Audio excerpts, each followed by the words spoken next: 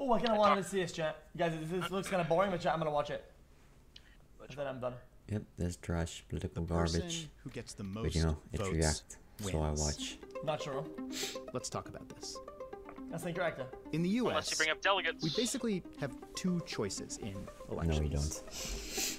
And listen, it's not going amazing. Government shutdown. Split Congress. Great divide. Cannot agree. Too polarized. Big majorities don't want either Oh, one of them. What's this noise? Wait, you hear this? There's a fucking bird yelling in the backyard. It just, bro. I thought you were gonna fart. You guys hear this? I hear it, yeah. I hear it. Not anymore.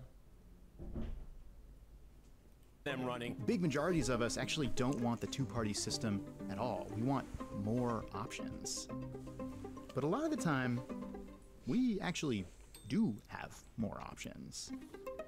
It's just that when it comes time to vote for them, we mostly don't. Yeah, people don't, yeah. Takes We time. kind of can't.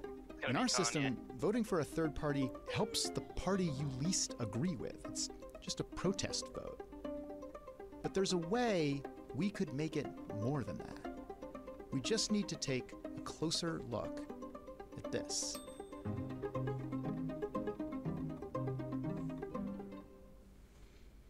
New England, the northeastern region of the US. About 15 million people live here. These 6 states send 21 representatives to Congress. And in the 2022 congressional elections, 36% of voters here voted for Republicans. But none of this region's 21 representatives are Republicans. It means that the perspective of the New England Republicans, who have historically been fiscally conservative and more socially progressive, is not reflected in Congress. This is because of the way we elect representatives to Congress, where every representative comes from a different district. Each district holds its own election, and in each election, the person who gets the most votes wins. These are winner-take-all elections, and they produce this result all over the country. Take the state of Oklahoma. Oklahoma has 5 congressional... I don't think Republicans are dumb. I don't agree with a lot of the social takes about Republicans, but some of the economic ones probably more. I find myself to be more on the right economically than on the left. I think left is more like brain dead. Districts, it votes one. I feel like the ideologies of the left when it comes to economics is like, I'm gonna put a bowl of candy out in the front yard. Please only take one. Oh no! Somebody took all of them at the same time. That's really lame, dude. Well, I mean, no shit, dude. It's just kind of how it is. Third Democratic. It has no Democratic representatives.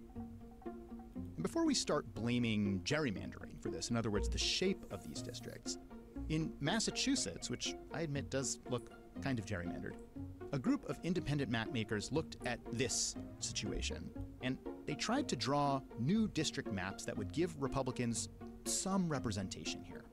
But they found that though there are more ways of building a districting plan than particles in the galaxy, every single one would produce a 9-0 Democratic delegation.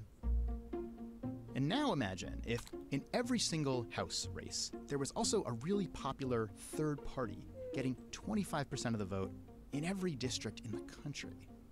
That party would earn 0 seats in Congress. If you ask yourself, why haven't you voted for a third party? Most of the time is, well, they don't really have a chance. Our system, by its very nature, precludes competition. But most democracies don't actually work this way. In 2021, a German center-right party called the Free Democratic Party won about 90 seats in Germany's parliament. German federal elections have about 300 constituencies that work sort of like America's districts, with each one electing a single representative. And out of every one of those races, the Free Democratic Party did not win a single one. But Germany uses a form of what is called proportional representation. Proportional representation means that a share of votes gets you a share of seats. These are 4 common types of proportional representation, and one way to understand each of them is, are you voting for a person or are you voting for a party? So at one end of that spectrum, in a closed list system, like they use in Spain, for example, you might not even vote for a candidate. You just vote for a party. Each party wins some percentage of the vote, and those percentages each translate into a certain number of seats. The people who fill those seats come off of each party's list. So voters don't get to choose those candidates. That's the closed part. But there are also open list systems, which are maybe the most common, used in places like Finland, Belgium, Denmark. A standard version of this is you vote for a person, and your vote counts towards a larger party total, sort of like we saw before, determining how many seats each party gets. But in open list, you do choose the candidates. The seats go to the people in each party who got the most votes. Germany uses a system called mixed member proportional. Mixed because in their system you cast 2 votes for a person and for a party. Each district elects one person, and those people fill some of the seats in parliament. But the rest of the seats are filled by looking at the party vote and then doling the remaining seats out to the parties until the end product is proportional. Aren't you always going to choose the same party as the person you vote for, though? And the last one we'll look at is the one that Ireland uses to elect its legislature. And this is actually a version of something we're already starting to do in some congressional and local races in the U.S. Ranked choice. Ranked choice. Ranked choice voting. In ranked choice voting, instead of just voting for one person, you rank multiple candidates. It's a system that encourages you to vote for smaller parties and less established candidates, because if your first choice is unpopular, they use your second choice vote. And that process repeats itself that actually makes sense until a certain threshold is reached. On its own, though, ranked choice voting doesn't necessarily make these smaller candidates that much more likely to actually win. They will be at a disadvantage in any election that only one person can win. But if you lower the threshold of victory in a ranked choice race, that produces multiple winners, more proportional to the vote. All of these systems have different formulas for turning votes into representation. What they have in common is they all distribute power proportionally, instead of just relying on this.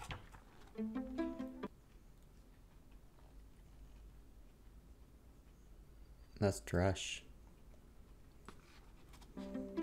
Now, you'll notice we spent the last few minutes talking about Congress, Parliament, legislatures. Presidential elections can definitely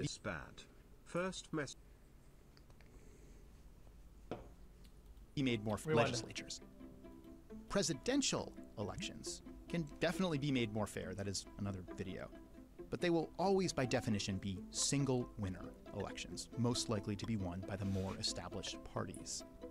But if Congress is more representative and less polarized, it could change the whole partisan dynamic around the presidency. Right now, if the president wants to pass a law, he or she, with rare exceptions, needs both Democrats and Republican parties. Not hard to get shit done, though. But if there were 3 or 4 or 5 parties in Congress, that would open up far more coalitional possibilities and combinations to pass laws. The key to making this happen will be taking these single winner elections that we use to elect Congress and replacing them with multi-winner elections that pick, say, 3 to 5 people to represent a district.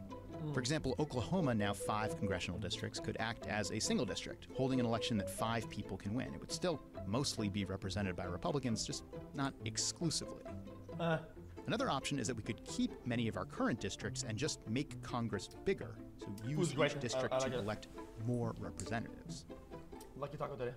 But okay, how do we actually do any of this? You're done with them. Federal law currently says that no congressional district can elect more than 1 representative. So to make Congress more representative, that is what we'll need to change. But that change needs to be made by Congress. When the country is struggling to even agree on small things, it can feel really unthinkable. But then there are plenty of indicators that being a member of Congress is pretty miserable these days.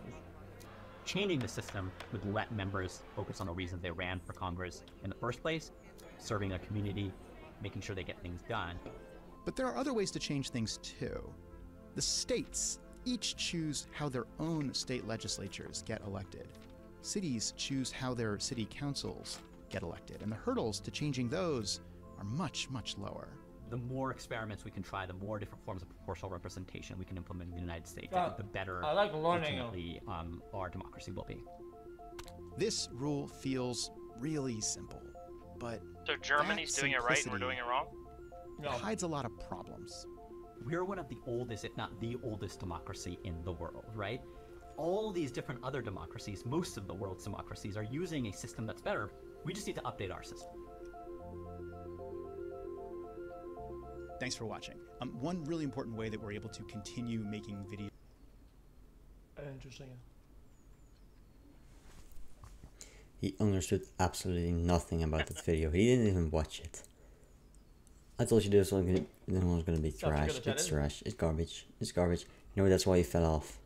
3K views in 3 hours. He fell off. Yeah, well, they all Fell said off. bold. Fell This guy came up. off. Fell off. You fell off. You fell off, dude. You fell off. Fuck you. Dude, upload better videos. I need better videos, man.